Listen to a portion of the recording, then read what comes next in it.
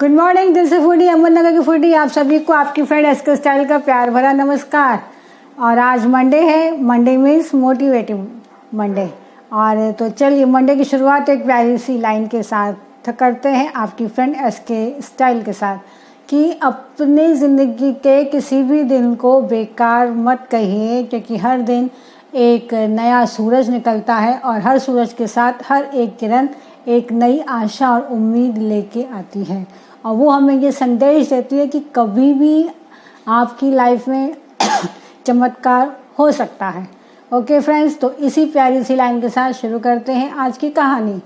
आज की कहानी बहुत ही ध्यान से सुनिएगा फ्रेंड्स, क्योंकि आज की कहानी बहुत ही काम आने वाली है आप सभी के। तो आज हम आपको बताएंगे कि बुद्धि का हमारे जीवन में, हमारे विचारों में क्या फ़र्क पड़ता है, हमारे और विचारों का हमारे काम पे और हमारे काम का हमारे जीवन पे, हमारे जीवन का हमारे आचरण पे क्या फ़र्क पड़ता है। तो चलिए स्टार्ट करते हैं।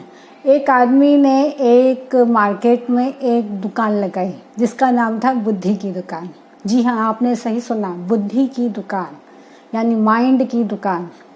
उस मार्केट में दुनिया भर की दुकानें थी, सब्जी की, आइसक्रीम की, कपड़ों की, क्रॉकरी की, लेकिन इसकी एक अलग से दुकान थी, बुद्धि की दुकान। उस दुकान पे क्या था कि टेबल पे कुछ पर्चियाँ रखी हुई थी और उस टेबल पे पर्चियाँ रखने के और बोर्ड पे लिखा हुआ था कि किसी को बुद्धि चाहिए तो मुझसे संपर्क करें। 10-15 दिन में लोग उसका मजाक उड़ाने लगे कि ये कौन सी तुमने दुकान खोली है, बुद्धि की दुकान, ये भी कोई दुकान होती है क्या। तो पर वो लड़का टस से मस नहीं हुआ, उसको पता था कि मैं सही हूँ। तो बुद्धि की दुकान के पास से एक बार एक छोटा सा बच्चा निकला जो कि राजा का बेटा था। राजा अपने बेटे को हमेशा मंद बुद्धि बोलता था, हमेशा लल्लू था बोलता। तो एक बार वो उसने जब दुकान का बोर्ड पढ़ा कि यहाँ बुद्धि मिलती है तो बड़ा खुश कि आज मुझे बुद्धि मिलेगी, आज मैं यहाँ से बुद्धि लूँगा। और दुकानदार के पास जाता है, बोलता है कि ये लीजिए 1 रुपया। तो दुकानदार को बोलता है कि 1 रुपये की मुझे आधा किलो बुद्धि दे दीजिए। दुकानदार बोला कि बुद्धि मैं आधा किलो नहीं देता हूँ, ना मैं बोल के दूँगा, मैं लिख कर दूँगा। तो बच्चा बड़ा मासूमियत से बोला ठीक है, ये लो 1 रुपया, तुम्हें जितनी बुद्धि मुझे देनी है दे दो, क्योंकि मेरे माँ बाप मुझे हमेशा मंद बुद्धि बोलते रहते हैं। वो एक लाइन लिखता है कि जब 2 लोगों का झगड़ा हो तो उसको देखना बुद्धिमानी नहीं होती। ये लाइन लिख के और कागज़ को फोल्ड करके बच्चे को देता है। बच्चा उसको पढ़ते पढ़ते घर जाता है और अपने पापा को यानी कि उस वहाँ के राजा को बोलता है कि पापा पापा आज तो बड़े खुश हो गए क्योंकि आज मैं बुद्धि लेकर आया हूँ, बुद्धि। उसके पापा बड़े हैरान कि ये क्या बेवकूफ़ों जैसी बातें बैठ के कर रहा। उसने बोला दिखाओ। उसने कागज़ का पर्चा अपने पापा के हाथ में दिया। तो उस पे लिखा था कि 2 लोगों का झगड़ा देखना बुद्धिमानी नहीं होती। तो पापा ने बोला ये तुमने कहाँ से लाए हो, किसने तुम्हें पागल बनाया है, मुझे वहाँ पे लेके चलो। बच्चा उस दुकान के पास गया और वहाँ पे वो राजा बोला कि तुमने मेरे बेटे को बेवकूफ़ बनाया है, 1 रुपया वापस करो, तुमने पागल बनाने की दुकान खोली है। दुकानदार मुस्कुराया, बोला 1 रुपया वापस ऐसे तो नहीं मिलेगा, अगर आपको 1 रुपया आपका वापस चाहिए तो आपको एक कंडीशन है कि आपको लिखना पड़ेगा कि आपको उससे जो भी शिक्षा मिली आप जीवन में उसको फॉलो नहीं करेंगे, क्योंकि आपने ये मेरी चीज़ वापस की है। तो उसने बोला ठीक है। उसने साइन किया राजा ने और वहाँ से चल पड़ा। वो राजा दूसरे देश में गया, बड़े राजा के पास। वहाँ पे उसकी बहुत सारी दासियाँ थीं, वो साथ में अपने बेटे को भी लेके गया। तो राजमहल में 2 दासियाँ आपस में झगड़ने लगी।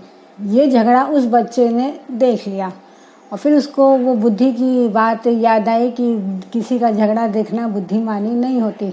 उसने फिर सोचा कि मैं झगड़ा क्यों ना देखूं, मैंने तो बुद्धि के पैसे वापस लिए, बुद्धि वापस की। तो उसने पूरा झगड़ा देखा। दासियाँ जो कि झगड़ रही थी आपस में, उसने देखा कि ये बच्चा ने पूरा हमारा झगड़ा देखा है, अब हम इसी को गवाह बनाएंगे बड़े राजा के पास कि हम दोनों में से किसकी गलती है, किसने झगड़ा चालू किया।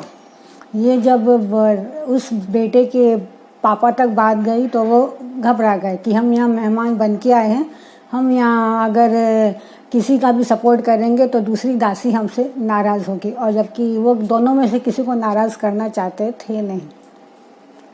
तो अब उसको कुछ सूझ नहीं रहा था, तो राजा वापस उस दुकान वाले के पास गया, उससे माफ़ी मांगी कि हमसे बहुत बड़ी गलती हुई, हमने कल आपका 1 रुपया आपसे वापस लिया, हमारा बेटा मुसीबत में पड़ गया है, आप प्लीज़ हमें कोई अच्छी सी बुद्धि दें कि हमारा बेटा इस मुसीबत से निकल जाए। तो उसने बोला ठीक है, आप 500 रुपये लगेंगे। उसने बोला कोई बात नहीं, ये लीजिए 500 रुपये और मेरे बेटे को एक अच्छी सी बुद्धि दीजिए। उसने फिर कागज़ पे लिखा कि जब तुम्हें कल गवाही के लिए बुलाया जाए तो राजा के सामने बिल्कुल पागल बनना, बिल्कुल पागल बनना, बिल्कुल पागल बनना, मतलब पागलों जैसी एक्टिंग करना, कि अगर रोना, चिल्लाना, चीखना, कुछ भी करना, लेकिन पागल बनना। तो उस लड़के को ये बात समझ में आ गई। दूसरे दिन राजा ने जब 2 दासियों के सामने उस बच्चे को बुलाया, हाँ बोलो किसकी गलती थी, तो लड़के को वो बुद्धि वाली बात याद आ गई कि यहाँ पे पागल बनना है। वो अजीबोगरीब हरकतें करने लगा, कभी ज़ोर ज़ोर से हंसने लगा, कभी ज़ोर ज़ोर से रोने लगा, एकदम पागलों जैसे, कभी अपने बाल नोचने लगा। राजा बड़ा हैरान कि अब ये तो पागल है, पागल की कौन बैठ के गवाही लेगा। राजा ने दोनों दासियों को माफ़ किया कि चलो ठीक है, आगे से झगड़ा मत करना महल में, और बच्चे को छोड़ दिया कि जाओ। थोड़ी देर बाद बच्चा नॉर्मल होके खेलने लगा। बड़े वाले राजा ने देखा तो बोला फिर तुमने यहाँ पागलों वाली एक्टिंग क्यों की, और तुम्हें ये किसने बताया कि पागल होना, और किसी को बुरा भी नहीं लगेगा। तो उसने दुकान का नाम बताया। राजा, जो बड़ा राजा था, उसने दुकान का एड्रेस लिया, उस दुकान पे पहुंचा और बोला कि मैं इस देश का राजा हूँ, बहुत बड़ा, मुझे एक अच्छी सी बुद्धि दो जो मेरे जीवन में काम आए। तो उस राजा को देख के वो दुकानदार बोला ठीक है, क्यों नहीं, मेरा काम ही है कि मैं बुद्धि दूँ, मैं आपको बुद्धि दूंगा, लेकिन बदले में 1 लाख रुपए आपसे लूँगा। तो बोला ठीक है, मैं तो राजा हूँ, मेरे पास तो पैसों की कोई कमी है ही नहीं, ये लो 1 लाख। तो राजा को एक पर्ची लिख के दी कि कुछ भी काम करो बहुत सोच समझ के करना, जीवन में कुछ भी काम करो बहुत सोच समझ के करना, क्योंकि बिना सोचा समझा हुआ काम आपको आगे पछतावे के सिवा और वो कुछ नहीं देगा। राजा ने ये इस पर्ची की हज़ारों पर्चियाँ बना के अपने घर के कोने कोने पे चिपका दी कि वो जब भी वो उसको देखे उसको वो सेंटेंस याद आ जाए। उसने अपने तकिया में, रूम में, किचन में, गिलास में, बर्तनों में, हर जगह यही चीज़ कि जो भी काम करो सोच समझ के करना, बिना सोचे हुए किया हुआ काम से पछताना पड़ता है। एक बार राजा की तबीयत बहुत खराब हो गई। वजीर ने एक वैद्य को बुलाया। वैद्य रोज जाता दवाई देता, पर राजा की हालत पे कोई सुधार नहीं, कुछ भी नहीं। तो एक बार वजीर के दिमाग में गड़बड़ी आई कि क्यों ना मैं राजा तो वैसे ही बीमार बैठा है, क्यों ना मैं इसको दवा के साथ जहर मिला के दे दूं और यहाँ का राजा बन जाऊं। उसने वैद्य के साथ षड्यंत्र रचा और ग्लास में दवाई के साथ जहर भी उसने भरा और राजा के सामने पेश किया कि राजा जी आपकी दवाई। राजा जी ने पीना शुरू किया और एकदम से उसने देखा कि ग्लास में वही चिट लगी है कि जो भी काम करो सोच समझ के करना। उसने ये जैसे ही पढ़ा, ग्लास नीचे उसने रख दिया और सोचने लगा, कभी ऐसे कभी ऐसे कभी ऐसे।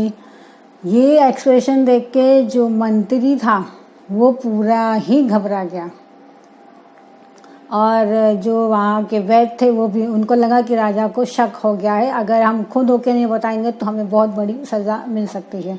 दोनों के दोनों राजा के पैरों पे गिर पड़े, रोने लगे कि हमको माफ़ करना, हमसे गलती हो गई। राजा बोले क्यों? बोलते हमने उसमें जहर मिलाया है आपको मारने के लिए। तो राजा ने अपने बाकी के लोगों को बुलाया, उनको कारावास में रखा हमेशा के लिए और उस दुकानदार के पास वापस गया कि तुमने मेरी जान बचाई, मैं तो बस उस दिन यही सोच रहा था कि मुझे दवाई क्यों पीनी चाहिए, इस दवाई में क्या मिला है और इस दवाई पीने से मुझे कब तक फ़ायदा होगा, मैं तो यही सोच रहा था, लेकिन इसके बदले में इस सीख से मेरी ज़िंदगी बच गई। तुम बड़े काम के इंसान हो, मैं तुम्हें अब इस दुकान पे बैठने नहीं दूंगा, तुम हमेशा के लिए मेरे वज़ीर बनोगे, क्योंकि मैंने अपने जो महल का वज़ीर था उसको मैंने कारावास में डाल दिया। वज़ीर बनने को था मिला, बुद्धि बेचने वाले आदमी को। वज़ीरों के पास वैसे ही दिमाग होना ज़रूरी है, तभी तो वो वज़ीर बनेगा।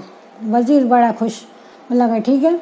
तो लेकिन राजा बोले इसके बदले मुझे ऐसी बुद्धि दो जो मेरे जीवन में काम आए। उसने बोला ठीक है राजा जी, अब मैं तो आपका वज़ीर हूँ, आप जो कहो वो मेरे सर आँखों पे, लेकिन अभी मैं आपको एक ऐसी बुद्धि दूंगा, आप उसको अभी मत पढ़ना। जिस दिन आप अपनी मुश्किल हालात में होंगे, सबसे ज़्यादा अपने ख़राब दिन में होंगे, उस दिन ये पर्ची आप खोलना, उस दिन ये पर्ची आपके काम आएगी। उसने कुछ लिखा, पर्ची को फोल्ड किया और राजा की लॉकेट पे पहना दिया। तो राजा ने वो लॉकेट कभी खोला नहीं। कई साल वो लोग ऐसे ही रहे वज़ीर और राजा बन के। वज़ीर इतना दिमाग वाला था कि उसका राजा दिन पर दिन तरक्की करने लगा। तरक्की से आसपास के राजा जलन खाने लगे कि ये बेवकूफ़ इतनी राजा तरक्की कैसे कर रहा है। उसने उसको मारने का षड्यंत्र रचा। एक बार वो राजा अपने वज़ीर के साथ जंगल में गया था शिकार करने। बाकी लोग राजाओं को पता पड़ा तो उसी का शिकार बनाने वो लोग पहुंच गए। वहाँ पे अचानक से उनको देख के वो डर गया, क्योंकि वहाँ पे वो युद्ध करना था। बहुत मुसीबत में था। अपने वज़ीर को बोला कि अब बताओ वज़ीर, अब मैं क्या करूँ। वज़ीर मुस्कुराया, राजा जी अपना लॉकेट खोलिए। आज वो पर्ची खोलने का दिन आ चुका है। राजा जी को बोला अरे यार, हाँ वो तो सॉल्यूशन मेरे पास ही है। तो उसने लॉकेट खोला और पर्ची खोली और उसमें लिखा था घबराइए मत, ये वक्त भी निकल जाएगा।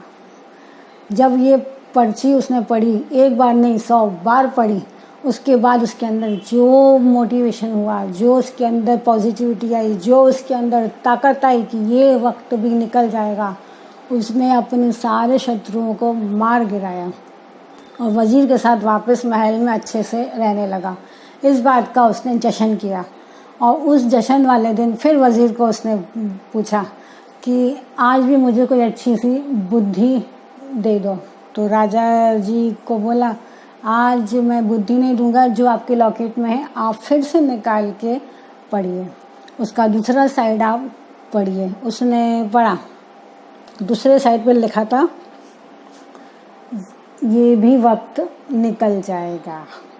तो फ्रेंड्स, इस कहानी से हम क्या सीखते हैं? ये है कहानी बहुत ही ज़्यादा मीनिंगफुल।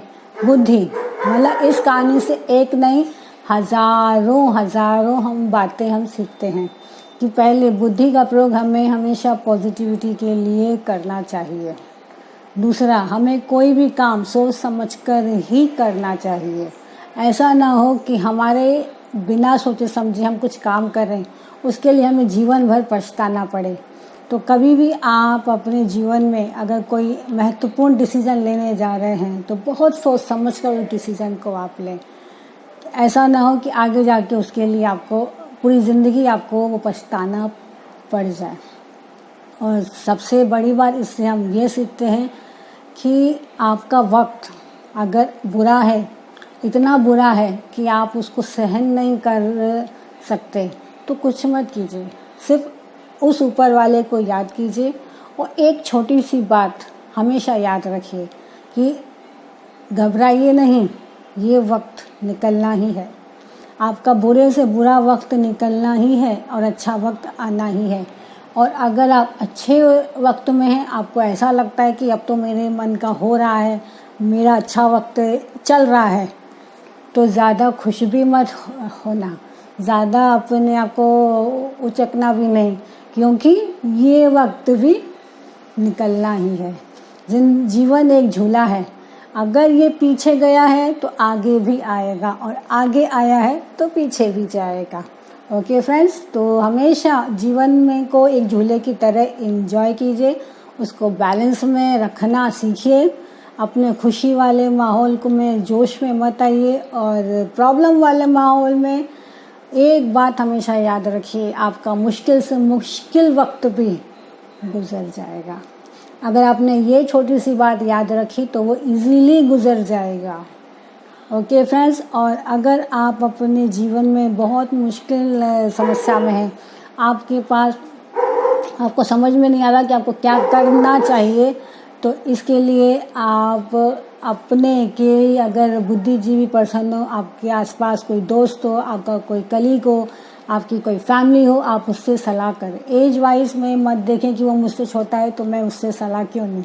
सलाह लेने में कोई छोटा बड़ा नहीं हो सकता कि उसके पास मेरी समस्या का समाधान हो, तो उससे ज़रूर उससे खुल के बात कीजिए, उससे पूछिए कि मैं सही हूँ या गलत हूँ। हो सकता है कि आप बहुत बड़ा गलत डिसीजन लेने जा रहे हो जिसकी वजह से आपको आगे पछताना पड़े, तो इससे अच्छा है कि अगर हमारे पास ऐसा कोई बुद्धिजीवी पर्सन है जो हमें हमेशा मोटिवेट करता रहता है, तो उससे एक बार खुल के बात ज़रूर कीजिए। ओके फ्रेंड, उम्मीद है कि आपको ये कहानी पसंद आएगी और हमेशा अपनी बुद्धि का आप सही इस्तेमाल करेंगे। दिल से बुद्धि के सभी शहर आपसे ये कि गुजारिश करते हैं कि कर दिखाइए ऐसा कि करना चाहे कोई आपके जैसा। फिर मिलेंगे अगले हफ्ते एक नई मोटिवेशनल स्टोरी के साथ। अगर आप कुछ अच्छा सुनते हैं तो दिल से फुड़ी सुनते हैं। तब तक अपना ख्याल रखें। बाय। SK style.